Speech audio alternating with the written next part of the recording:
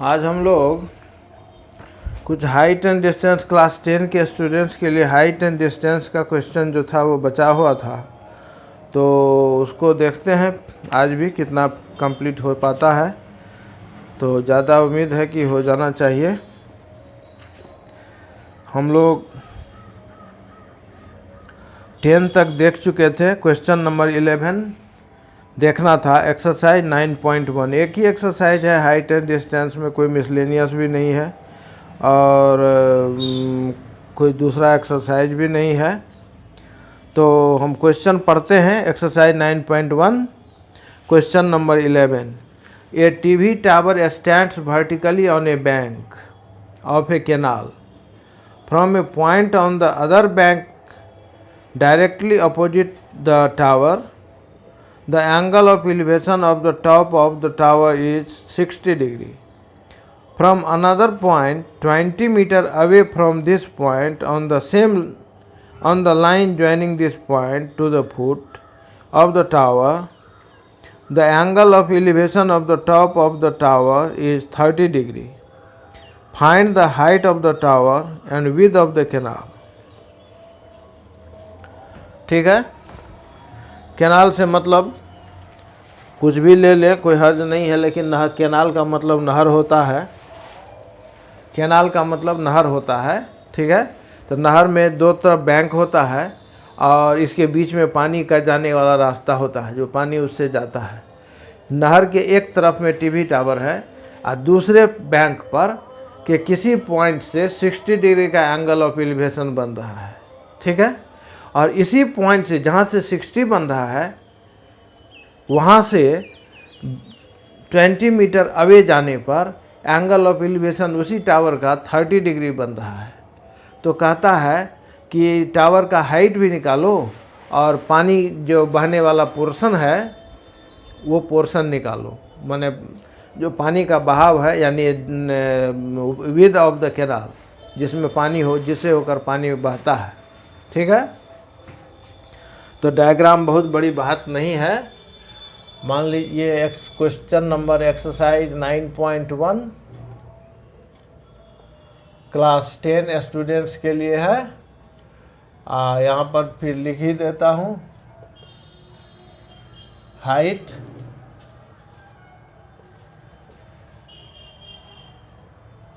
And distance,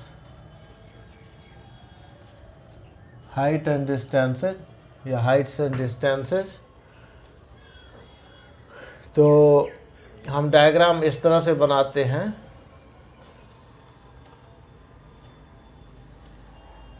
ठीक है।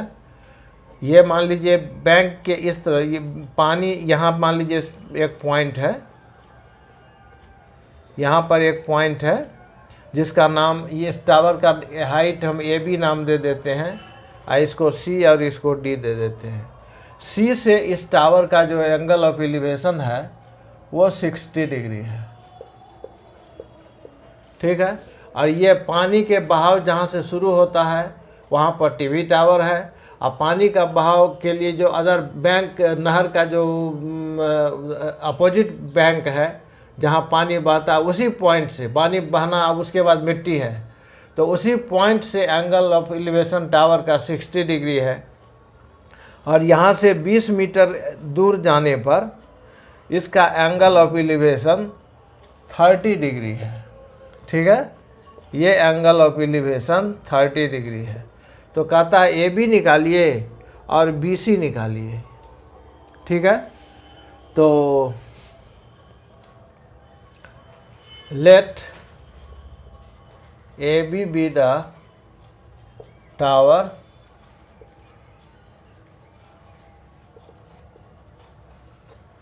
and BC be the width of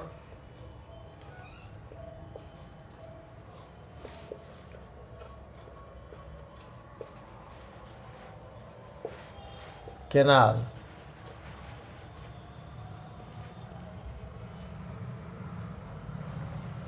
single N है, ठीक है। ये डिस्टेंस 20 दिया हुआ है अब सीधा मैं लिखता हूँ, according to figure let tan 60 degree, ये इसको ए बी को मान लीजिए कि x है, अब बी सी को y मान लीजिए, ठीक है। tan 60 degree equal to x by Y, tan 60 √3 होता है तो x by Y, this implies x equal to √3y, equation number 1। अब इसके बाद tan 30 डिग्री, यहाँ ऑल्सो वर्ड का इस्तेमाल कर सकते हैं, tan 30 degree equal to x by Y plus 20, और tan 30 कितना होता है 1 by √3 is equal to x plus Y by 20। अब यहाँ पर देखिए कि √3x equal to Y plus 20 हो गया। अब x के जगह पर अगर आप √3y लिख देते हैं from 1 3y is equal to Y plus 20, चूँकि x के जगह पर जब √3y रखेंगे तो √3 को मल्टीप्लाई करेंगे तो 3 हो जाएगा, तो ये क्या बन गया 2y इक्वल टू 20, तो y इक्वल टू 10 में, ठीक है। और ये मीटर में है तो ये भी मीटर में हो जाएगा, y इक्वल टू 10 मीटर, तो ये निकल गया। अब हमको x निकालना है तो x भी निकल जाएगा, तो x इक्वल टू √3y यानी कि 10√3 मीटर, तो 10√3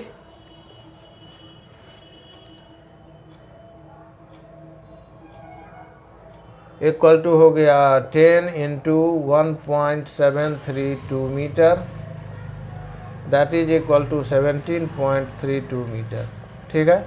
यानी height of the tower 17.32 metre है, और जो कैनाल बैंक एक दूसरे से जो पानी का बहाव एरिया है उसका विड्थ 10 मीटर है, ठीक है। सो इजी क्वेश्चन है। Next question, from the top of a 7 metre high building the angle of elevation of the top of a cable tower is 60 degree and the angle of depression of its foot is 45 degree. Determine the height of the tower. From the top of a 7 meter high building, 7 metre high से, the angle of elevation of the top of cable tower is 60 degree and the angle of depression of its foot is 45 degree. ठीक है, ये question number 11 था। अब हम लोग 12 देखेंगे।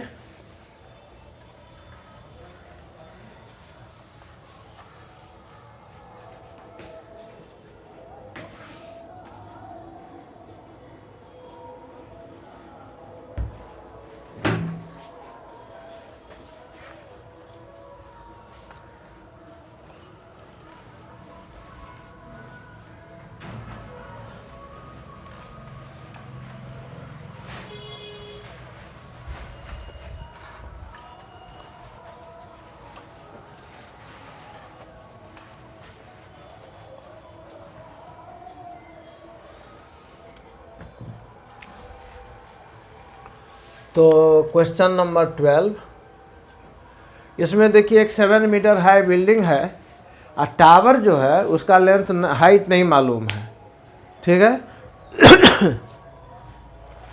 तो बिल्डिंग के टावर मान लीजिए इससे थोड़ा ऊपर है कुछ दूर में, तो बिल्डिंग 7 मीटर है अपने अर्थ से, तो यहाँ से टॉप ऑफ द टावर का एंगल ऑफ एलिवेशन 60 डिग्री है और यहाँ से angle of depression of the foot of the tower is 45 degree, ठीक है।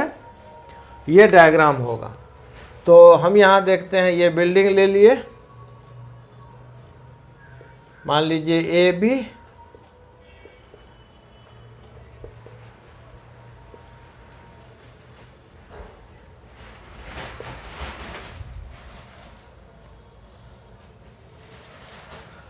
और एक टावर है CD, थोड़ा छोटा कर देता हूँ इसको,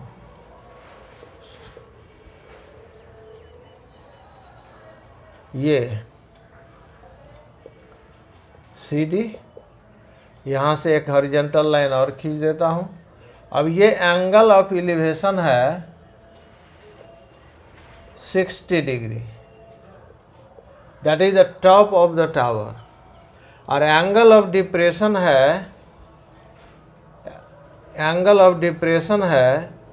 45 degree of the foot of the tower from the top of the building. ठीक है, बिल्डिंग के छत पर से टावर का टॉप का एंगल ऑफ एलिवेशन 60 डिग्री है और टावर के फुट का डिप्रेशन एंगल 45 डिग्री है। तो कहता है कि determine the height of the tower, height of the tower निकालना है। थोड़ी देर के लिए इसको M पॉइंट मान लीजिए। अब जब ये एंगल 45 है तो ये एंगल भी 45 होगा। क्यों होगा? जब ये पर हॉरिजॉन्टल है इसके और ये दोनों अर्थ पर परपेंडिकुलर है तो ये एक रेक्टेंगल हो गया। ठीक है, यानी कि ये और ये पैरेलल हो गया। तो जब पैरेलल हो गया तो angle alternate interior angle equal होगा, इसीलिए ये 45 तो ये 45। अब बिल्डिंग का हाइट 7 मीटर है। ठीक है, और तो ये MD भी हमारा 7 मीटर ही होगा चूँकि रेक्टेंगल हो गया। अब हमको अगर CM निकालना है और BD निकालना है तो CM और BD निकल जाएगा, तो CM प्लस MD, हमारा जो MD 7 मीटर हो गया, CM plus MD is equal to CD, that is the height of the tower. ठीक है, तो देखिए क्या करते हैं। From triangle ABD, from triangle ABD tan 45 degree equal to AB by BD। ठीक है, और tan 45 कितना होता है 1, तो AB हमको दिया हुआ है 7 मीटर और BD नहीं मालूम है, तो दिस इम्प्लाइज BD हो गया 7 मीटर। ठीक है, BD मालूम हो गया। अब BD हो गया तो BD और AM दोनों तो पैरेलल है और रेक्टेंगल का पार्ट है, तो लिखेंगे ऑल्सो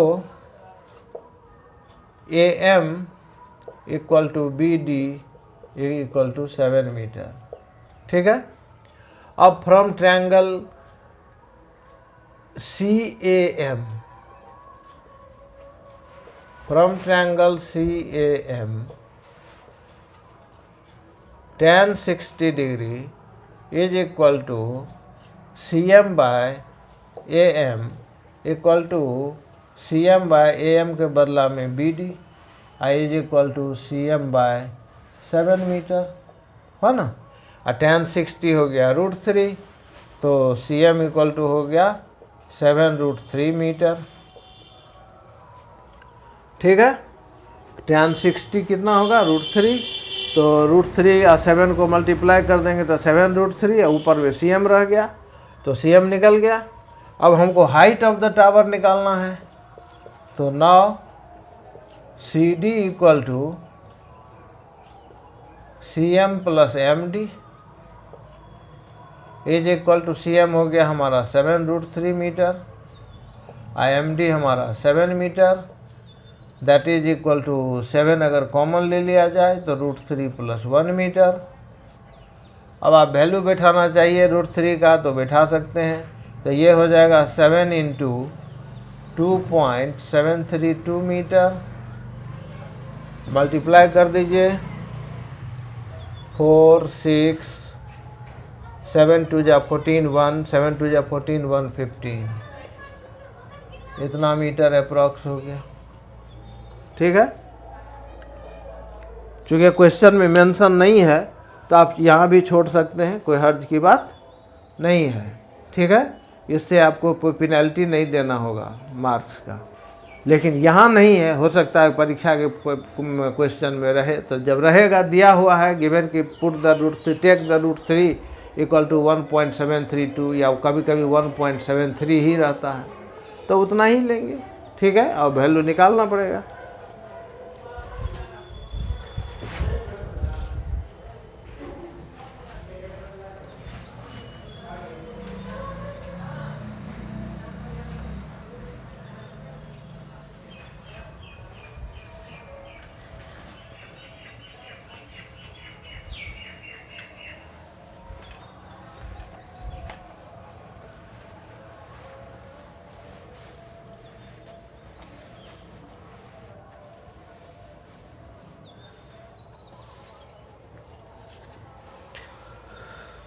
नेक्स्ट है question number 13।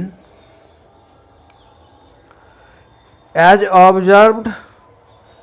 Observed from the top of a 70 metre high lighthouse from the sea level, the angle of depression of two ships are 30 and 45 degree.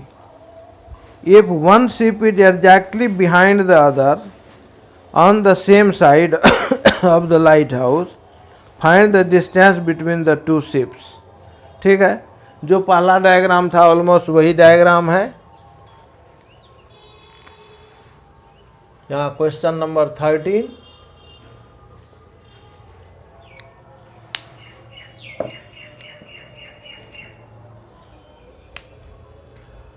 जो पहला diagram था just same to same diagram है। 45 degree 30 degree, ठीक है, ये angle of depression. चूँकि lighthouse पर कोई है खड़ा, वो एंगल ऑफ डिप्रेशन 45 डिग्री देख रहा है ये, और ये एंगल है 30 डिग्री, एंगल ऑफ डिप्रेशन, ठीक है। तो वहाँ पर ये 45 डिग्री हो गया और ये 30 डिग्री हो गया। मान लीजिए ये लाइट हाउस है और ये पॉइंट सी एंड डी है। सी से 45 डिग्री एंगल बन रहा है, यानी कि यहाँ ये जो हॉरिजेंटल से डिप्रेशन ए पर से कोई आदमी देख रहा है, तो नीचे की ओर एक शिप सी पर है, एक शिप डी पर है। जो सी पर शिप है उसका लाइट हाउस के टॉप से 45 डिग्री एंगल ऑफ डिप्रेशन बन रहा है, तो अल्टरनेट इंटीरियर एंगल से ये एंगल सी भी 45 हो गया। उसी तरह से एंगल ऑफ डिप्रेशन जो डी पॉइंट का एंगल ऑफ डिप्रेशन 30 डिग्री बन रहा है, तो डी पर भी एंगल 30 डिग्री बनेगा, ठीक है। और तब हमको सी डी निकालना है। और लाइट हाउस 75 मीटर है, ठीक है। लाइट हाउस कितना है, ए बी का लेंथ दिया हुआ है 75 मीटर, ए बी का हाइट 75 मीटर दिया हुआ है, ठीक है।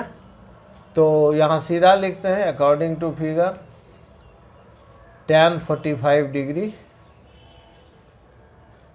Is equal to A B by B C, और tan 45 1 होता है, 1 equal to A B 75 metre है, और तो बी सी भी वही हो जाएगा, ठीक है। This implies B C equal to 75 metre. अब थोड़ी देर के लिए हम सी डी को x मान लेते हैं। तो again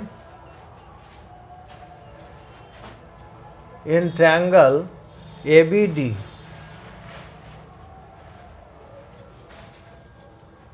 tan 30 degree is equal to A B by B C plus X, ठीक है। This implies 1/√3 is equal to 75 metre by B C कितना निकला 75 मीटर, 75 मीटर प्लस एक्स। तो क्रॉस करें हम लोग, तो 75√3 metre equal to 75 metre plus X. तो एक्स का वैल्यू कितना हो गया 75 into √3 minus 1 equal to X, sorry metre equal to X. अब वैल्यू बैठाइए, जो कीजिए वो आंसर हो जाएगा। ठीक है, यही आपसे पूछ रहा था। CD कितना है, यानी दोनों शिप के बीच का डिस्टेंस। आप यहाँ बहुत करेंगे, थोड़ा एक लाइन और बढ़ा दें। देयरफॉर द रिक्वायर्ड गैप, या वर्ड क्या इस्तेमाल किया है, distance between two ship. Therefore the required distance, therefore the required distance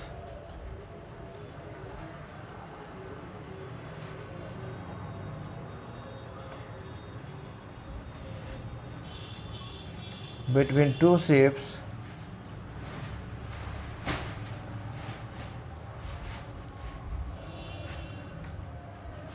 equal to 75 into √3 minus 1 metre.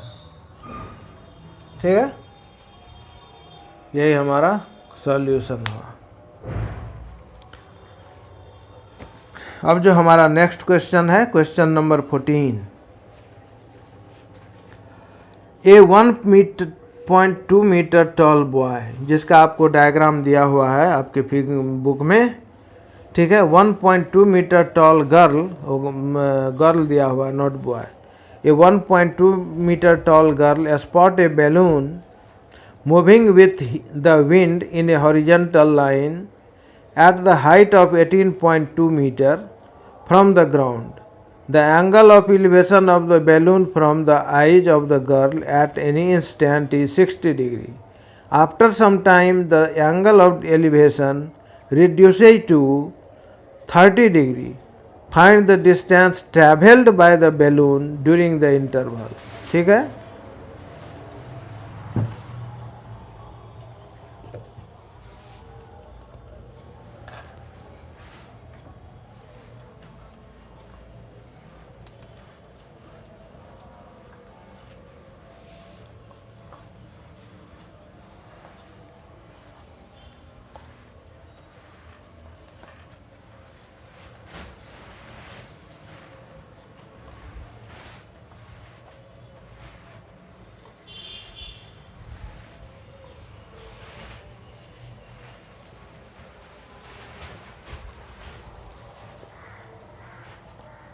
देखिए क्वेश्चन डायग्राम बना ही हुआ है, इसीलिए बहुत चिंता की बात तो है नहीं, लेकिन परीक्षा में बना हुआ रहे यह ज़रूरी नहीं है, 99% ज़रूरी नहीं है। Question number 14।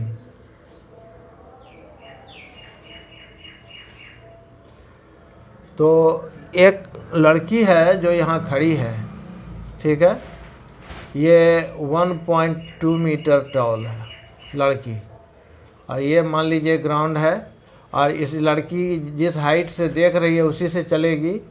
एक बैलून है यहाँ पर, ठीक है, एक बैलून यहाँ पर है, और ये एंगल ऑफ एलिवेशन दिखा रहा है 60 डिग्री। ठीक है, एंगल ऑफ एलिवेशन 60 डिग्री, और कुछ क्षण के बाद ये हॉरिजॉन्टली ही जाता है, और तब इसका एंगल ऑफ एलिवेशन हो जाता है, यहाँ से ले लीजिए, एंगल ऑफ एलिवेशन हो जाता है 30 डिग्री। ठीक है, तो यहाँ से ऐसे परपेंडिकुलर डाल दीजिए, यहाँ से ऐसे परपेंडिकुलर डाल दीजिए, इसको बढ़ा दीजिए, इसको भी बढ़ा दीजिए। तो अब देखिए, ये ज़मीन से बैलून है 88.2 मीटर, ठीक है, horizontal line at a height of 82 metre, 88.2 metre from the ground. लड़की भी ग्राउंड पर खड़ी है, बैलून का हाइट भी 82 मीटर 88.2 मीटर लिया गया है, वह भी ग्राउंड से ही लिया गया है। तो ये हाइट जो है लड़की के पैरेलल, हाइट के पैरेलल यानी आई के पैरेलल, ये हो गया 1.2 मीटर, और यहाँ से यहाँ का हाइट हो गया 88.2, तो 88.2 माइनस 1.2 मीटर कितना हो जाएगा, 87 मीटर। तो ये डिस्टेंस हो गया हमारा 87 मीटर। ठीक है, ठीक वही चीज़ ये डिस्टेंस भी ये डिस्टेंस भी हमारा 87 मीटर हो जाएगा। ठीक है, हमको निकालना क्या है कि ये पोजीशन से इस पोजीशन का डिस्टेंस क्या है। तो मान लीजिए अभी पोजीशन बैलून का ए है और थोड़ी देर बाद बी हो गया, तो हमको ए बी निकालना है। अब देखिए इस ट्रायंगल में क्या बात है। आप यहाँ देखिए, ये एंगल 60 डिग्री है और ये एंगल 30 डिग्री है, तो ये एंगल कितना बचा? 30 डिग्री। कोई हर्ज? मुझे नहीं लगता कि आपको कोई हर्ज होना चाहिए। ठीक है,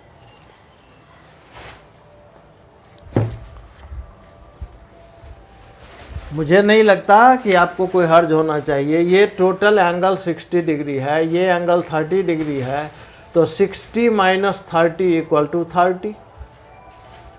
ठीक है, तो ये एंगल 30 डिग्री है। और एक चीज़ यहाँ से लीजिए कि ये लाइन और ये लाइन हॉरिजॉन्टल है और ये एंगल 30 है, तो ये एंगल भी 30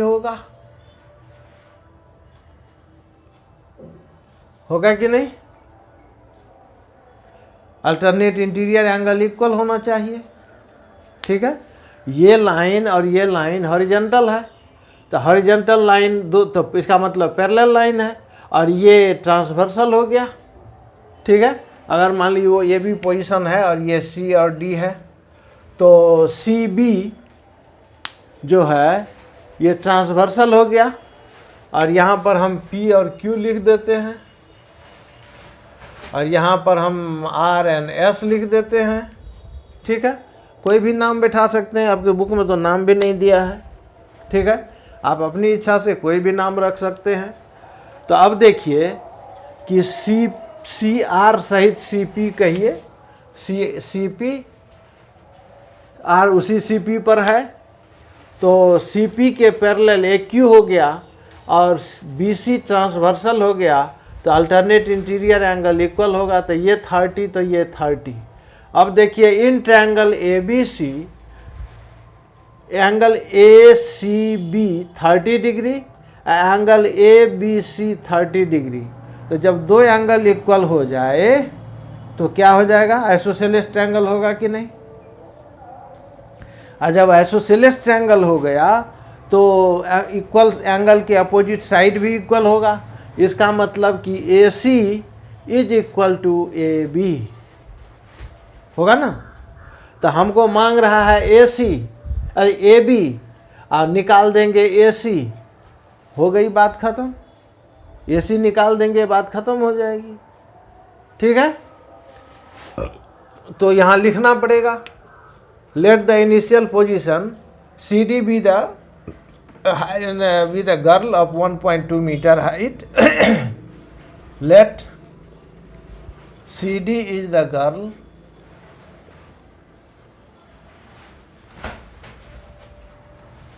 of height 1.2 meter. The initial position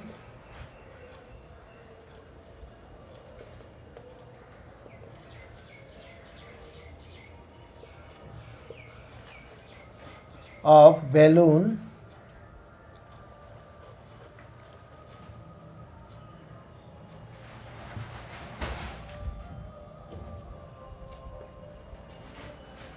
is A at the height of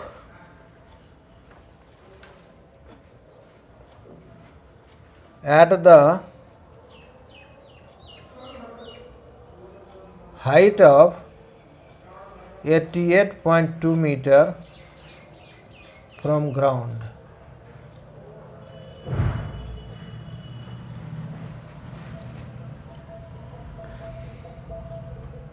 After some time,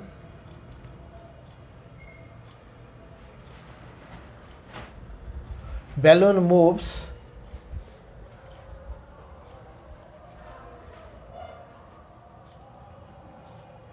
away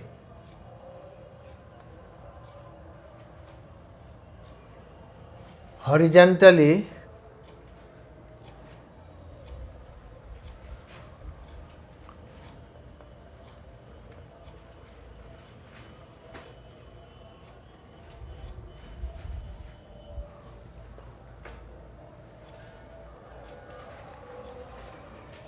so BQ is also 88.2 meter.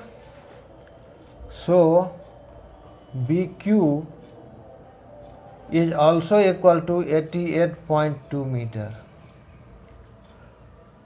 But observer is here, girl is here, girl is observer.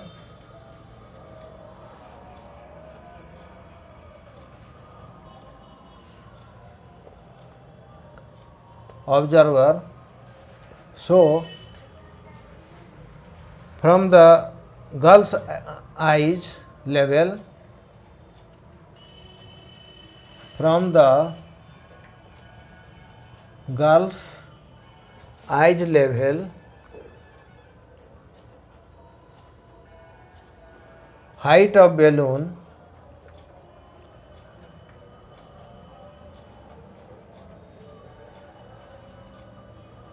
is 88.2 meter minus 1.2 meter, that is equal to 87 meter only. हो गया 87 metre only. अब देखिए हम इसमें क्या करते हैं, लिखते हैं since A CP is parallel to, since CP is parallel to AB and BC is transversal,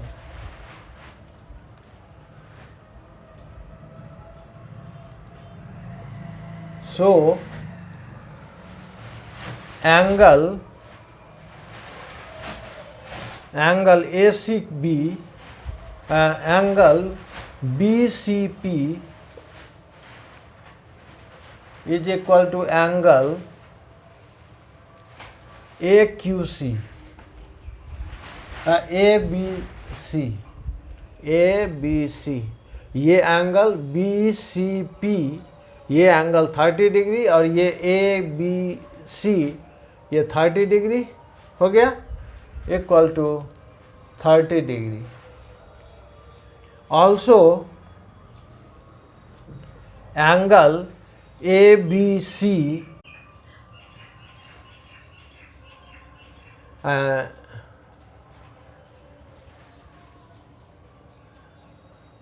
ACB is equal to angle ACP minus angle BCP, that is equal to 60 degree minus 30 degree equal to 30 degree। ठीक है। Now in triangle ACB, angle ACB equal to angle ABC equal to 30 degree, therefore AC equal to AB हो गया। ये AC और AB equal हो गया, तो जब AC और AB इक्वल हो गया तो हम AC निकाल दें, तो इसी ट्रायंगल से निकालें, ट्रायंगल ACR से, ACR से हम निकाल देंगे तो हमारा काम हो जाएगा। ठीक है। Now in triangle, from triangle, now from triangle, अब हम इसको थोड़ा सा रब कर देते हैं ताकि आपको मिक्सिंग नहीं हो। नाउ फ्रॉम ट्रायंगल ACR, अब ये ACR में ACR एंगल 60 डिग्री है, ये देखिए 60 डिग्री है, तो tan 60 tan से नहीं बनेगा। AR दिया हुआ है, ठीक है, और एंगल दिया हुआ है, हाइपोटेन्यूज निकालना है तो साइन से बनेगा, ठीक है। Sine 60 equal to AR by AC, तो ये हो गया √3/2 इज इक्वल टू AR हो गया 87 मीटर, AC मालूम करना है। This implies AC equal to हो गया 87 इंटू 2, √3 नीचे आ जाएगा तो हम एक क्या करते हैं, √3 से ऊपर मल्टीप्लाई करके नीचे में √3 इंटू √3 लिख देते हैं, ठीक है। अब ज़रा इसका यहाँ पर मीटर लिख देते हैं। अब इसका कैलकुलेशन कीजिए यहाँ पर थोड़ा सा, तो 87 इंटू 2 इंटू √3 डिवाइडेड बाई 3, तो देखिए तो 29 से कटता है ये, ठीक है। तो 29 2 जा कितना हो गया 58 और √3 हो गया ना। तो AC का हाइट लेंथ कितना हो गया, देयरफॉर अब इधर लिख देते हैं,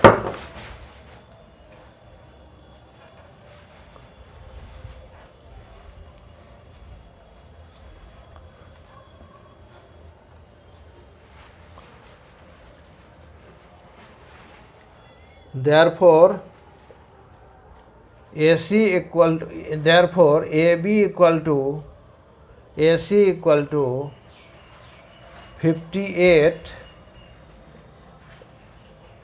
√3 मीटर। अब आप इसका वैल्यू बैठाइए या जो कीजिए आपको आंसर आ जाएगा, ठीक है। तो अभी का क्लास हम इतना ही पर छोड़ते हैं। अब मात्र 2 क्वेश्चन रह गया, और ये क्वेश्चन नंबर 14, 15, 16 बहुत ही इम्पोर्टेंट है, बहुत अच्छा क्वेश्चन है, ठीक है। और ख़ास करके 14, 15, 16 बहुत बार पूछा हुआ है।